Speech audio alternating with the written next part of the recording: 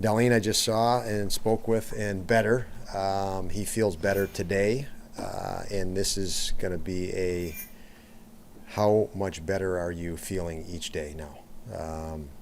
He played through, the other night he played through soreness, and we're trying to manage it that way till it resolves to the point he's not playing with that. So that day to day is we'll see where he is tomorrow.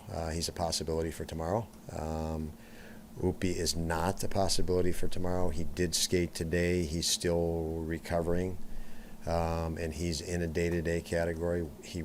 This will resolve and be gone in illness, but it's a day-to-day now, and he will not be back tomorrow in any capacity for backup or starting. When you look at this game last night, and I looked at the Samuelsson power pair, a lot of talk already about Samuelsson, all the block shots. What was your thought on Owen in that game? It seems like in recent games he's had some trouble with decision making, but he just seemed to be at another level last night, like a lot of your guys were. I've said it in this room after games. When you look at your team and execution or lack of execution, and it's in multiple areas, you probably didn't come out ready to compete as well as the other team came out ready to compete. And the margin in the NHL now, in a salary cap era, is slight. It's shrunk. So the offset, if another team sets the bar and you're not willing to, you could get run right out of the building, as we've seen around the league every night. So Owen last night competed at a much higher level. Went into autopilot rather than overthinking. When you're not ready to compete at a high level and the other team is, you're on your heels. And you start consciously playing the game instead of the decisive manner of a competitor. And when you can get to that, which he and Samuelsson and many others last night, you're playing on those instincts and the training you've had. So that was the difference for Owen, and the difference in everybody else in the game last night was the willingness to compete at a greater level than the guy across the ice from him. Their last shift was 3 minutes, and watching it back, their compete level never went down. They had to have been beat and tired, but it just did you see the same thing, that they just continued even though it was a 3-minute shift and the compete level never went down with them? Well, I spoke for 2 years, Paul, plus about efficiency and about experienced players have the advantage of knowing how to play efficient, how to conserve energy, read a play, and know when to jump on a play. They don't give up anything, but they know when to pounce on it. That's the best goal scorers in the league, the best. They're in a position, and they know when to jump. They jump because they recognize it's time to jump now. And last night, the last couple minutes, as you're saying, an extended shift in the D zone, you can only do that and minimize what you give up, which the guys did a nice job of that. Be willing to block shots, competitive, and discerning when to pounce as a group of five. All five have to be playing together. So again, that's been the quest to get players to that experience level that you can play efficient as a group of five, knowing when to pounce and move as a group of five. They did a tremendous job of that late in that game. The foundation being greater experience and compete. Talking to Devin, seems like he had a blast with Rochester, and he learned, some things he could add to his repertoire. Just, I guess, what was the report that you got from Devin, how he did with Rochester?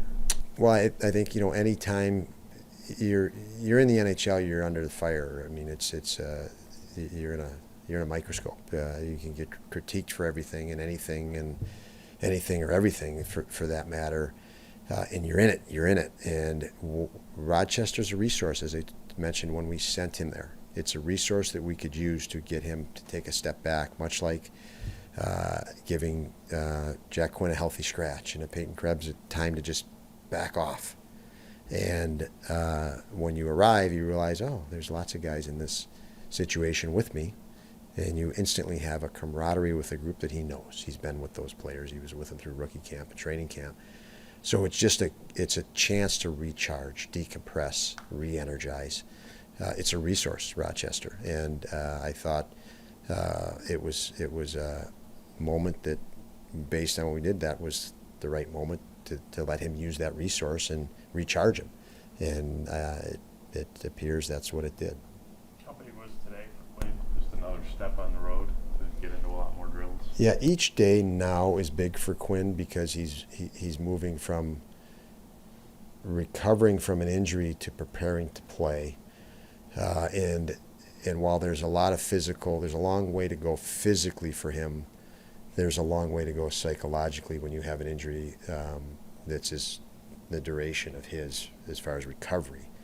And those two pieces, we don't have a lot of practice time, so yeah, factor that in.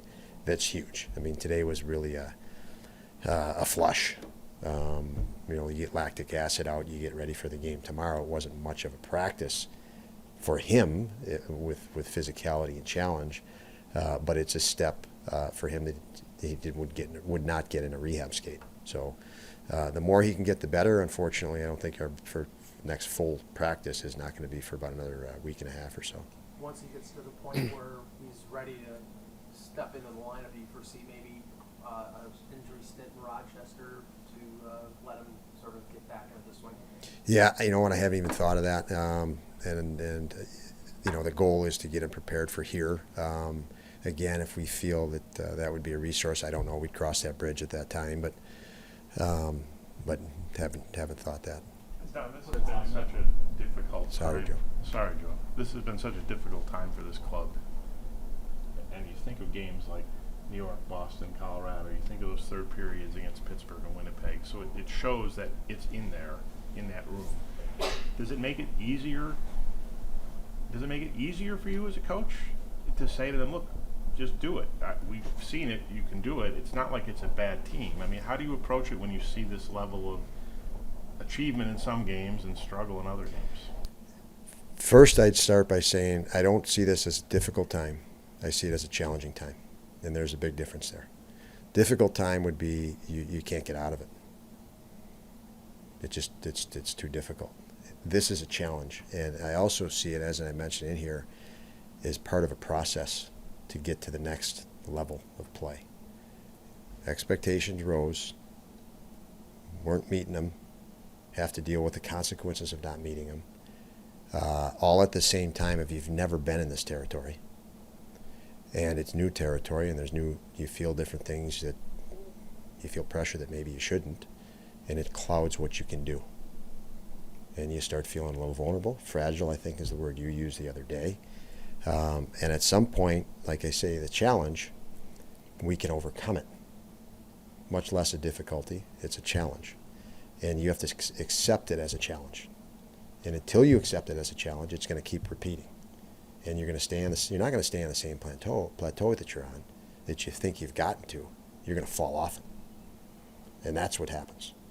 And we talked about, I don't even know what game number, but a few weeks ago, and I mentioned in this room that we challenged players with that.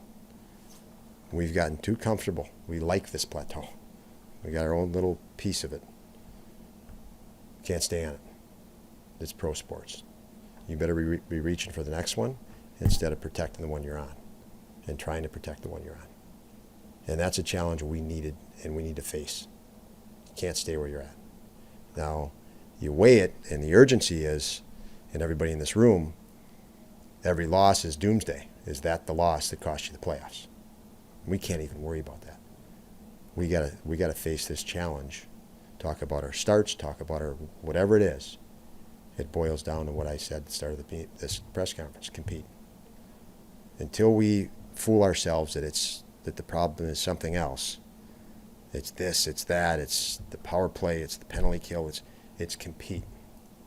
Until you look in the mirror and accept that, it's going to be a tough road. And that's the challenge for us.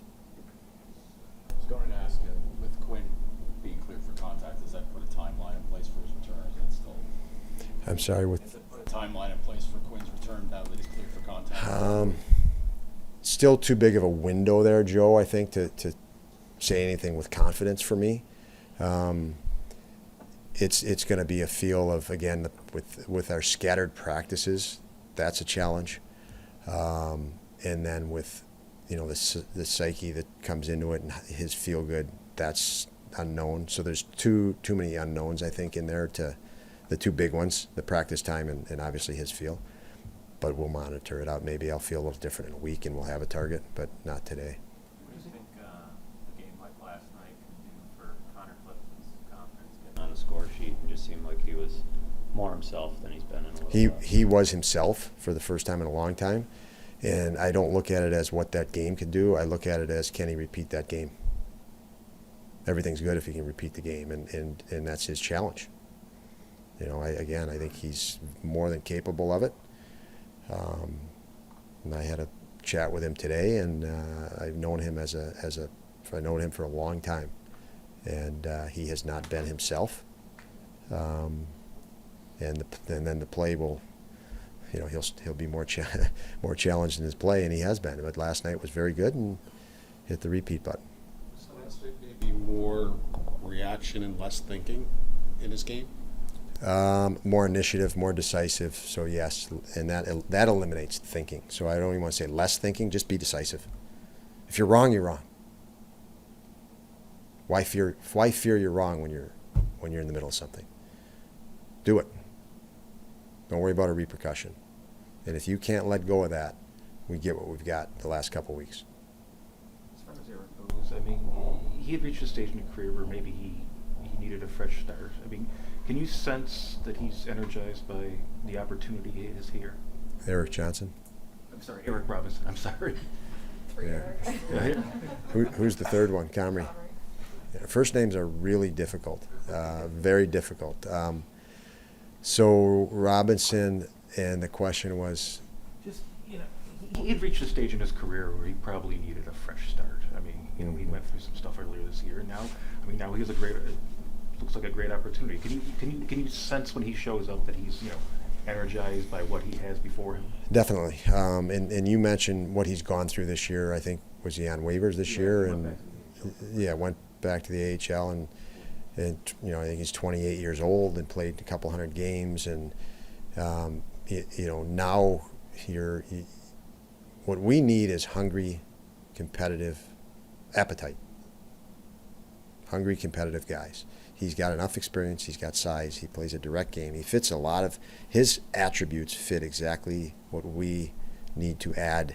I don't want to say add from the outside. We need to add more of that to our game. But he's a guy that we've decided to bring in from the outside. That you're not going to miss that.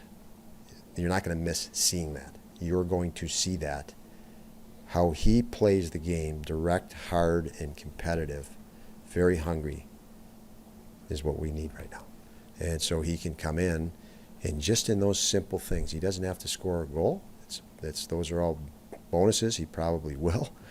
But those are the things we need, and those are the things we will score goals because of, or defend harder because of, and be harder to play against. So, yeah, he's a fit for that reason, and I do think that these guys' career is a progression. I think he's at 27 now.